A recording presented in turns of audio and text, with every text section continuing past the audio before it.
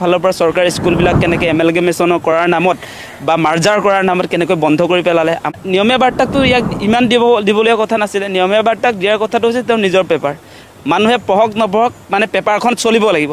পেপাৰখনৰ যাতে আৰ্থিক সংকট নহওক, এই পেপাৰখন কিয় চলিব লাগিব, সেই পেপাৰখন হৈছে হিমন্ত বিশ্ব শৰ্মাৰ মুখপত্ৰ। সেই পেপাৰখনত হিমন্ত বিশ্ব শৰ্মাৰ বিজ্ঞাপন, হিমন্ত বিশ্ব শৰ্মাৰ হেডলাইন হ'ব। তাত হিমন্ত বিশ্ব শৰ্মাই যি কথা ক'ব নিয়মীয়া বাৰ্তাত তাত আচলতে আপোনাৰ হেডলাইন হ'ব। হিমন্ত বিশ্ব শৰ্মাৰ ভবা ধৰণৰ বাতৰি পৰিৱেশন হ'ব। সেইকাৰণে তাত আচলতে ইমান পৰিমাণৰ টকা তেওঁলোকে যোগান ধৰিছে। হিমন্ত বিশ্ব শৰ্মাই ধন দি পেলাই মানে মিছা কথাত প্ৰকাশ কৰি আছে। হিমন্ত বিশ্ব শৰ্মাৰ টকা দি পেলাই বাতৰি বনাই আছে। সেই কামেই কৰিছে। তেওঁ কি আপোনাৰ 500 টকা চিলিণ্ডাৰ দিছে নেকি? অসমত দিছে নেকি? অসমত দিব নোৱাৰাটো তেওঁ যে আপোনাৰ ঝাৰখণ্ডত দিছোঁ বুলি সেই পেপাৰত আপোনাৰ দিব লাগিব নহয়। এতিয়া দৈনিক ভাস্কৰ কিবা কিবি এই 70 কোটি টকা ঘোষ দি দিলে হিমন্ত বিশ্ব শৰ্মাই। তেওঁৰ মিছা কথাবিলাক যাতে পাব্লিছ হয় সেইকাৰণে ঘোষ দি দিলে মানে। গতিকে সেইটো অসমৰ ৰাইজৰ ধন এনেকৈ অপচয় কৰা কোনো কাৰণতে আচলতে যুক্তিসংগত নহয়। আপোনাৰ দেউতাৰ টকা পইচা নহয়, ৰাইজৰ টকা, ৰাইজৰ কামত খৰচ কৰক। আপুনি এনেকৈ মিছা কথা প্ৰকাশ কৰিবৰ কাৰণে 70 কোটি টকা কেলৈ খৰচ কৰিব? কোনে মানি ল'ব সেই কথা? লিগেল প্ৰশ্ন যদি উত্থাপন কৰিব যায় তেতিয়াতো আপুনি কোন চেনেলৰ বুলি সোধে নাই, কোন পেপাৰ বুলি সোধে নাই, দমটোতো দি দিয়ে।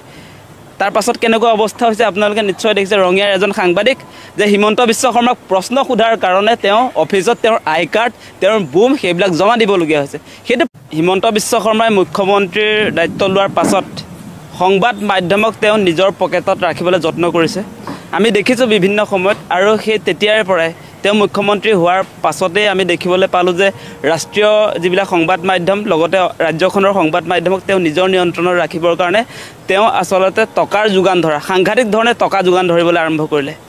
তাৰ পাছত অসমৰ কোনোবা চাকৰিয়ালক দৰমহা নিদিলেও মানে পেপাৰবিলাক দিবই লাগিব মানে। তেনেকুৱা এটা পৰ্যায়ত তেওঁ পইচা দি সংবাদ মাধ্যমক নিজৰ পকেটত ৰাখিবৰ কাৰণে যত্ন কৰিছে। আৰু এইকেইদিন যে এটা কথা চলি আছে আপোনালোকে লক্ষ্য কৰিছে নাই? প্ৰতিদিনৰ হেডলাইন ভুল বুলি কৈ থাকে মানে। প্ৰতিদিনৰ হেডলাইন ভুল বা আমুক পেপাৰৰ হেডলাইন ভুল। মানে হেডলাইনটো কেনেকুৱা হ'ব লাগিব? হিমন্ত বিশ্ব শৰ্মাৰ মুখপত্ৰ, তেওঁৰ গুণগান গাব লাগিব মানে। পেপাৰক যে টকা দি থাকে, পেপাৰবিলাক পইচা দি আছে। গতিকে তেওঁ ভাবে কি যে হিমন্ত বিশ্ব শৰ্মাই যি কথা ক'ব সেইটোৱে হেডলাইন হ'ব লাগে। সেইটো হিমন্ত বিশ্ব শৰ্মাৰ সপোন। আৰু সেই সপোনটো এতিয়া ধৰক অসমীয়া প্ৰতিদিনে নিজৰ ষ্টাইলত, নিজৰ স্বাভিমান আছে পেপাৰখনৰ। গতিকে তেওঁলোকে নিজৰ ধৰণে যেতিয়া হেডলাইন প্ৰস্তুত কৰিছে তেতিয়া হিমন্ত বিশ্ব শৰ্মাই এই সপ্তাহটোত দেখি আছোঁ যে প্ৰতিদিন কাকতৰ হেডলাইন ভুল, সেই কথাটো মানে য'তেই পাৰিছে তাতে গাই আছে হিমন্ত বিশ্ব শৰ্মাই। গতিকে এটা কথা অতি স্পষ্ট যে সংবাদ মাধ্যম মানে আপোনাৰ গণতন্ত্ৰৰ চতুৰ্থ স্তম্ভ। গতিকে সংবাদ মাধ্যমৰ নিৰপেক্ষতা আছে, স্বতন্ত্ৰতা আছে।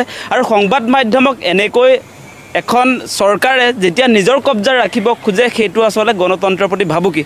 গতিকে এটা দুৰ্ভাগ্যজনক ঘটনা হৈছে। আপোনালোকে নিশ্চয় দেখিব যি ধৰণে অসমৰ ৰাইজৰ কৰ কাতলৰ টকা সংবাদ মাধ্যমত খৰচ কৰিছে সেইটো অত্যন্ত দুৰ্ভাগ্যজনক। আপোনালোকে নিশ্চয় দেখিব। এখন যদি চাই আপোনাৰ RTI ৰিপৰ্ট আছে মোৰ হাতত, 2022 পৰা 2024 বৰ্ষত কিমান টকা দিলে সেই টকাৰ যদি ৰাইজে যদি অলপ বিবেচনা কৰি চায় তেতিয়াহ'লে চকু আচলতে কপালত উঠিব। আপোনালোকে চাওক বহিৰাজ্যৰ বাতৰি কাকতৰ ক্ষেত্ৰত তেওঁলোকে কিমান টকা ইতিমধ্যে প্ৰদান কৰিছে 2022 পৰা 24 বৰ্ষত। আপোনালোকে দেখিব ইয়াতে আপোনাৰ 69,34,544 টকা এতিয়ালৈকে আপোনাৰ এই দুটা বছৰত আপোনাৰ এই বহিৰাজ্যৰ সংবাদ পত্ৰবিলাক তেওঁ আচলতে বৰঙণি যোগাইছে দিলে। আৰু চাব আপোনালোকে অসমৰ ক্ষেত্ৰত এতিয়ালৈকে আপোনাৰ 181 কোটি টকা পেপাৰৰ নামত তেওঁলোকে খৰচ কৰিছে। এই গোটেই টকা হিমন্ত বিশ্ব শৰ্মাৰ কিন্তু নিজৰ টকা নহয়, বা চৰকাৰৰ যি টকা মানে ৰাইজৰ টকা। ৰাইজৰ টকা এতিয়া সংবাদ মাধ্যমক তুলি দিছে। আৰু তেওঁ এতিয়া এটা কথা কৈছে যে চৰকাৰৰ যিবিলাক কথা বতৰা, চৰকাৰৰ যিবিলাক আঁচনি, আজি মই ৰাতিপুৱা চালে হিমন্ত বিশ্ব শৰ্মাই কি আশা কৰে সংবাদ মাধ্যমৰ পৰা যে তেওঁৰ চৰকাৰে কি কৰি আছে। অৰুণোদয়ৰ কথা লিখিব লাগে বোলে হেডলাইনত এতিয়া নিযুত মাইনা লিখিব লাগে বুলি কৈছে মানে। এই কথা বতৰাবিলাক যিবিলাক হিতাধিকাৰী আঁচনি আছে সেইবিলাক বোলে পেপাৰৰ হেডলাইন হ'ব লাগে আজি কৈ আছে তেওঁ। গতিকে এই মানুহজনে কোনটো পৰ্যায়লৈকে লৈ গৈছে সংবাদ মাধ্যমক এনেকৈ আচলতে নিজৰ পকেটত ৰাখিব খোজাটো অত্যন্ত দুৰ্ভাগ্যজনক। মই বাৰম্বাৰ সেই কথাটো কৈছোঁ। আৰু আপোনালোকে জানে যে হিতাধিকাৰীৰ আশ্ৰয় লোৱা মানে এটা কথাই বুজায় যে চৰকাৰে কোনো ধৰণৰ আচলতে উৎপাদনমূলক কাম কাজ কৰিব পৰা নাই এই মুহূৰ্তত। মানুহক নিজে আচলতে নিজৰ ভৰিত নিজে থিয় দি কৰ্মজীৱী কৰিবৰ কাৰণে চৰকাৰৰ কোনো পৰিকল্পনা বা আঁচনি নাই। এতিয়া মানে হিমন্ত বিশ্ব শৰ্মাই হিতাধিকাৰী সৃষ্টি কৰি হিতাধিকাৰীৰ জৰিয়তে আচলতে চৰকাৰখন চলাই আছে।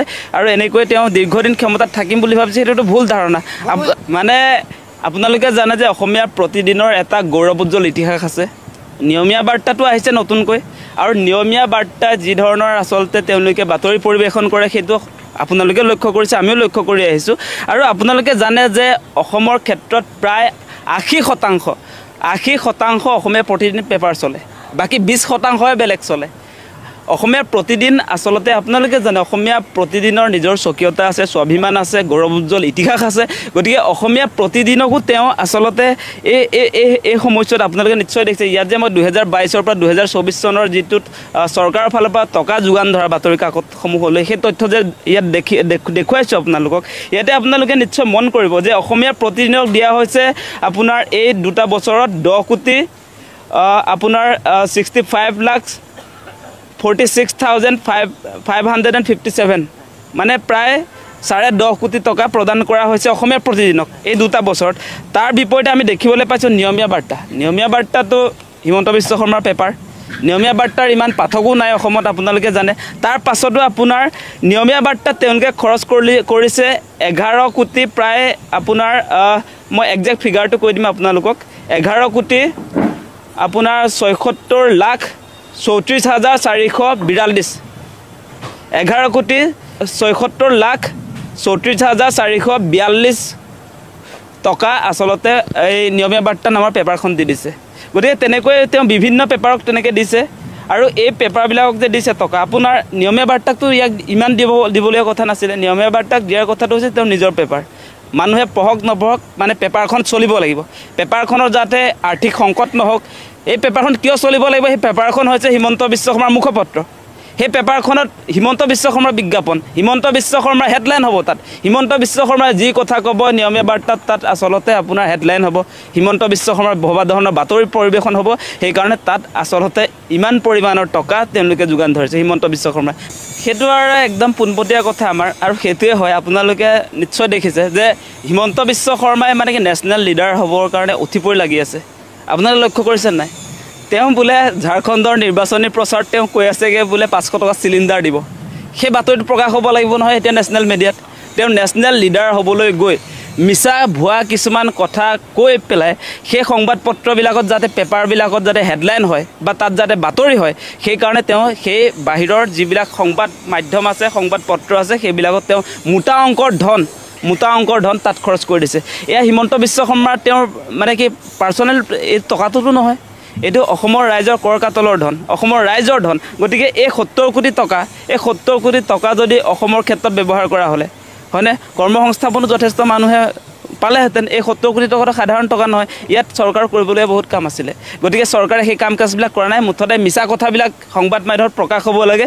সেইকাৰণে আপোনাৰ বাহিৰৰ যিবিলাক বাতৰি কাগজ তাত হিমন্ত বিশ্ব শৰ্মাৰ যিবিলাক কথা বতৰা সেইবিলাক যাতে ভালকৈ তাত উপস্থাপন কৰে, পৰিৱেশন কৰে, সেইকাৰণে তেওঁ বহিৰাজ্যৰ যিবিলাক পেপাৰ সেই পেপাৰবিলাকত ধন দিছে। ধন দি পেলাই মানে মিছা কথাটো প্ৰকাশ কৰাই আছে। হিমন্ত বিশ্ব শৰ্মাৰ টকা দি পেলাই বাতৰি বনাই আছে। সেই কামেই কৰিছে। তেওঁ কি আপোনাৰ 500 টকা চিলিণ্ডাৰ দিছে নেকি? অসমত দিছে নেকি? অসমত দিব নোৱাৰাটো তেওঁ যে আপোনাৰ ঝাৰখণ্ডত দিছোঁ বুলি সেই পেপাৰত আপোনাৰ দিব লাগিব নহয়। এতিয়া দৈনিক ভাস্কৰ কিবাকিবি এনেকুৱা যিবিলাক পেপাৰ আছে ধৰক, বা দৈনিক ভাস্কৰৰ কথা কোৱা নাই, যিবিলাক আমাৰ নেশ্যনেল মিডিয়া আছে ধৰক, সেইবিলাকততো দিব লাগিব। এতিয়া সেইকাৰণে হিমন্ত বিশ্ব শৰ্মাই এনেকৈ বহিৰাজ্যৰ পেপাৰবিলাকত তেওঁৰ মিছা কথাবিলাক যাতে প্ৰচাৰ হ'ব পাৰে সেইকাৰণে ঘোচ দিছে। মানে এয়া ঘোচহে দিছে দেই। মিছা কথা যে প্ৰকাশ পাব লাগে বাতৰি কাগজ এখনত, সেইটো ঘোচ দিছে। মানে এই 70 কোটি টকা ঘোচ দি দিলে হিমন্ত বিশ্ব শৰ্মাই। তেওঁৰ মিছা কথাবিলাক যাতে পাব্লিছ হয় সেইকাৰণে ঘোচ দি দিলে। মানে গতিকে সেইটো অসমৰ ৰাইজৰ ধন এনেকৈ অপচয় কৰা কোনো কাৰণতে আচলতে যুক্তিসংগত নহয়। গতিকে আমাৰ কথা অতি স্পষ্ট, এনেকৈ আচলতে ৰাইজৰ টকা চলাত কৰা বন্ধ কৰক। আপোনাৰ দেউতাৰ টকা পইচা নহয়, ৰাইজৰ টকা, ৰাইজৰ কামত খৰচ কৰক। আপুনি এনেকৈ মিছা কথা প্ৰকাশ কৰিবৰ কাৰণে 70 কোটি টকা কেলৈ খৰচ কৰিব? কোনে মানি ল'ব সেই কথা? ডাইৰেক্টৰ মানে এতিয়া হিমন্ত বিশ্ব শৰ্মা ডাইৰেক্টৰ। তেওঁ যিটো ক'ব, তেওঁ অকল ডাইৰেক্টৰে নহয়, তেওঁ সেই পেপাৰবিলাকৰ মুখ্য সম্পাদকো। গতিকে পেপাৰবিলাকত কি বাতৰি প্ৰকাশ হ'ব সেইটো নিয়ন্ত্ৰণ কৰে হিমন্ত বিশ্ব শৰ্মাই। দম দিয়ে নহয়, আজিকালি দমটো দি দিয়ে দেখোন। এতিয়া আপোনালোকে যদি হিমন্ত বিশ্ব শৰ্মাক প্ৰশ্ন এটা সোধে, যদি আপুনি এটা লিগেল প্ৰশ্ন যদি উত্থাপন কৰিব যায়, তেতিয়াতো আপুনি কোন চেনেলৰ বুলি সোধে নাই, কোন পেপাৰ বুলি সোধে নাই, দমটোতো দি দিয়ে। তাৰ পাছত কেনেকুৱা অৱস্থা হৈছে আপোনালোকে নিশ্চয় দেখিছে। ৰঙিয়াৰ এজন সাংবাদিক যে হিমন্ত বিশ্ব শৰ্মাক প্ৰশ্ন সোধাৰ কাৰণে তেওঁ অফিচত তেওঁৰ আই কাৰ্ড, তেওঁৰ বুম সেইবিলাক জমা দিবলগীয়া হৈছে। সেইটো পৰ্যায়ত তেওঁ এটা ডিক্টেটৰশ্বিপ, এটা হিটলাৰ ৰাজ আৰম্ভ কৰিছে সকলো ক্ষেত্ৰত। এতিয়া সংবাদ মাধ্যমৰ যিটো নিৰপেক্ষতা সেইটো হৰণ কৰিছে হিমন্ত বিশ্ব শৰ্মাই।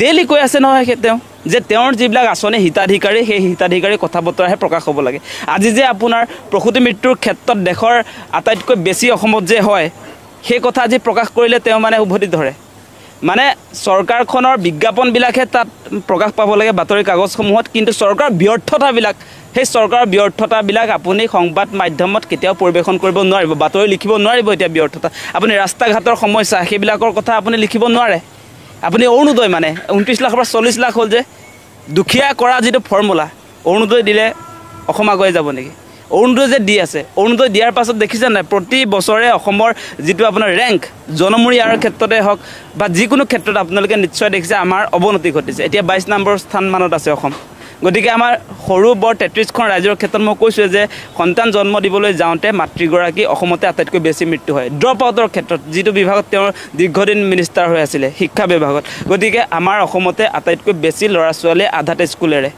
হিমন্ত বিশ্ব শৰ্মা সেই দায়িত্বত আছিলে নহয় 15 বছৰ কি কৰিলে আজি গতিকে সেই বিষয়বিলাক আছে আপোনালোকে দেখিছে এফালৰ পৰা চৰকাৰী স্কুলবিলাক কেনেকৈ এমেলগেমেশ্যন কৰাৰ নামত বা মাৰ্জাৰ কৰাৰ নামত কেনেকৈ বন্ধ কৰি পেলালে আমাৰ বহুত জেগাত এতিয়া মোৰ দুখ লাগিছে গুৱাহাটীলৈ আহিছে সৰু ছোৱালী তেখেত মানে কি আপোনাৰ 10 কিলোমিটাৰ গৈ স্কুলত মানে যাবলগীয়া হয় সেইকাৰণে স্কুল এৰি দিছে ভাড়াটো নাই মানে এতিয়া স্কুললৈ অহা যোৱাৰ কাৰণে 100 টকা লাগে সেই 100 টকা দিব নোৱাৰাৰ কাৰণে সেই ছোৱালীজনী এতিয়া পঢ়িব নোৱাৰে তেনেকুৱা এটা অৱস্থা মানে ওচৰত যিবিলাক স্কুল আছিলে বন্ধ কৰি পেলালে হিমন্ত বিশ্ব শৰ্মাই গতিকে এনেকুৱা কাৰ্যসূচী সেইবিলাক যদি আপুনি পেপাৰত লিখে সেই কথাটো লিখিলে আপোনাক ক'ব হেডলাইনটো ভুল হৈছে আপোনাৰ সেই কথাটো ক'ব মানে এতিয়া সেই আপোনালোকে নিশ্চয় দেখিছে অলপ দিনৰ আগতে আপোনালোকে দেখা পাইছিলে চাগে আমাৰ তাতো হৈছিলে আমি লখিমপুৰ জিলাত যেতিয়া বিলং কৰোঁ মোৰ নিজৰ কলেজখন দেই OPD কলেজ মই তাতে পঢ়া শুনা কৰিছিলোঁ সেই কলেজখনো বোলে বন্ধ কৰি দিব কলেজ একত্ৰীকৰণ কৰিব আপোনাৰ সেই আমাৰ পানীগাঁও ওম প্ৰকাশ দিনোদীয়া মহাবিদ্যালয়খনলৈ প্ৰায় 40 কিলোমিটাৰ ৰেডিয়াছৰ ভিতৰত ল'ৰা ছোৱালী পঢ়িবলৈ আহে গতিকে সেই কলেজখন বন্ধ কৰাৰ লগে লগে সেই ল'ৰা ছোৱালীবিলাকে আপোনাৰ 50 কিলোমিটাৰ 100 কিলোমিটাৰ গৈ আপোনাৰ পঢ়া শুনা কৰিব লাগিব তাৰ ভাড়াটো হিমন্ত বিশ্ব শৰ্মাই দিব নেকি গাড়ীৰ খৰচটো দিব নেকি সেই কথাটোতো নাই গতিকে হিমন্ত বিশ্ব শৰ্মাৰ দিনত আমি দেখিছোঁ তেওঁ এফালৰ পৰা এতিয়া মানে সকলো ক্ষেত্ৰত দেখিছে শেষত তেওঁ সংবাদ মাধ্যমক টাৰ্গেট কৰি লৈছে আৰু নিজৰ নিয়ন্ত্ৰণৰ ৰাখিবৰ কাৰণে দম দিছে ভয় ভাবুকি দিছে আক্ৰমণ কৰিছে